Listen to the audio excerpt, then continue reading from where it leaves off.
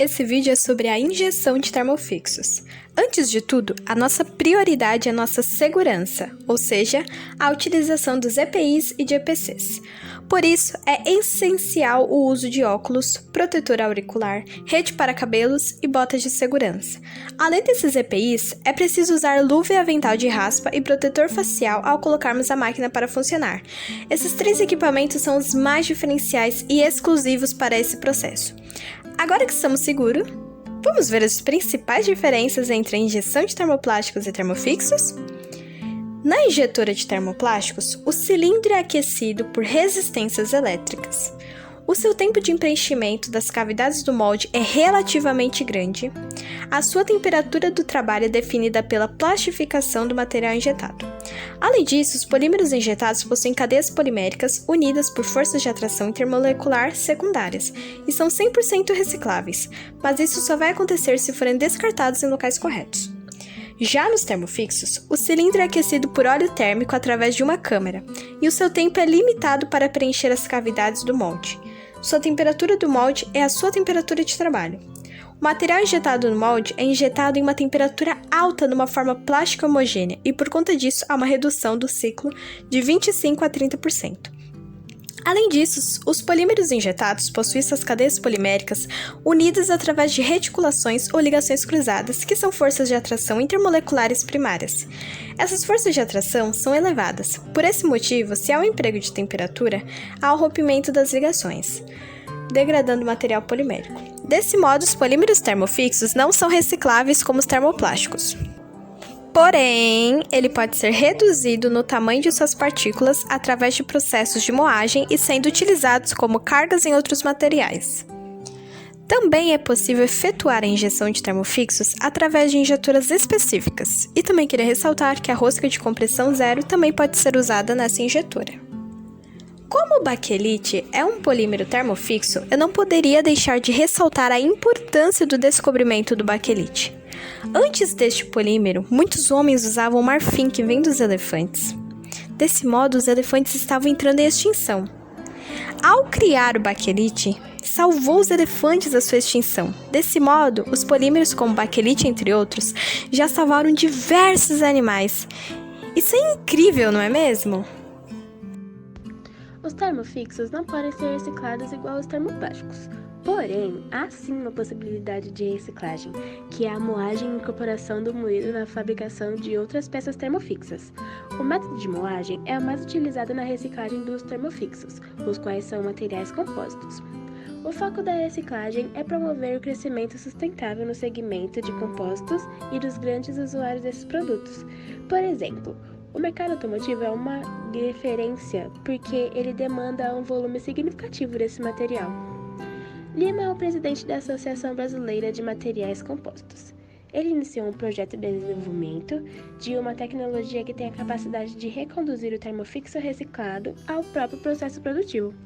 O foco desse programa é o desenvolvimento de uma formulação de objetos que neutralizem esse ciclado, possibilitando novamente, sem entrada no processo produtivo, como carga capaz de melhorar as características do produto final.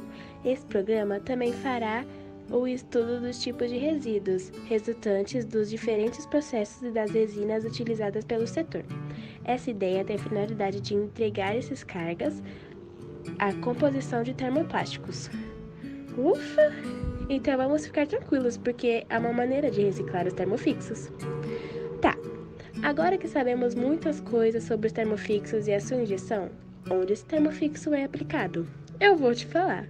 Ele pode ser aplicado em próteses mamárias, cola de silicone, aquelas utilizadas na vedação de janelas e montagem de aquários, cosméticos, resinas para tintas, equipamentos cirúrgicos, brinquedos, bico de mamadeira, toucas de natação e, além desses, ele aparece muito no mercado de engrenagens, nos fios e cabos, tanques e peças.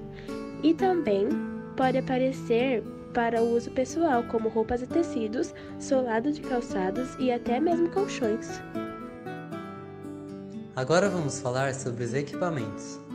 Bom, os equipamentos utilizados no processamento dos termofixos são os mesmos utilizados no processamento dos termoplásticos. As diferenças estão nos detalhes dos equipamentos devido às características dos termofixos, como o cilindro, que deve haver uma resistência à abrasão, porque os termofixos são materiais abrasivos. Já a rosca deve conter sua taxa de compressão de 1 por 1. Também tem que ser descompressora, com média de compressão de 0,7 a 0,81. Logo, a relação LD varia de 14 a 20 e as roscas não têm extremidade pontiaguda. Entretanto, os moldes precisam de uma precisão onde seus canais necessitam geralmente de um diâmetro próximo de 5,6 mm. A superfície do molde deve ser usinada com muita precisão. Outro fator de extrema atenção é a temperatura, pois os termofixos são abrasivos a essa abrasão no cilindro de plastificação, que gera um cisalhamento e por isso, ao regular a temperatura, tem que se pensar no atrito. Há muitos polímeros que são termofixos, como por exemplo o silicone, a baquelite, o poliuretano, as resinas epóxi e as resinas poliéster. Agora falando no processo de moldagem por injeção de borracha de silicone líquida. Bom, possui as mesmas peças básicas da máquina de moldagem por injeção de termoplásticos, a unidade de fixação e de injeção. Também possui um cilindro hidráulico e, em alguns casos, uma alavanca hidráulica. Conta também com pressões baixas e braçadeira para conter a força de expansão do material. A unidade fixa funciona fria com o cilindro e bico resfriados à água. O silicone consiste em uma parte A e uma parte B, bombeados por mangueiras diferentes para um misturador estático. Os corantes são normalmente de 1 a 3% em peso de silicone misturado, bombeado por mangueira separada do silicone. Os componentes são despejados em um tambor de moldagem por meio de uma válvula de corte. O silicone frio é injetado em um molde quente e vulcaniza no mesmo. As peças podem ser removidas manualmente ou ejetadas automaticamente. Os tempos de ciclo das peças em silicone líquido são semelhantes aos dos termoplásticos. A prensa deve ser preparada novamente ao fim do ciclo e tudo deve ser limpo novamente.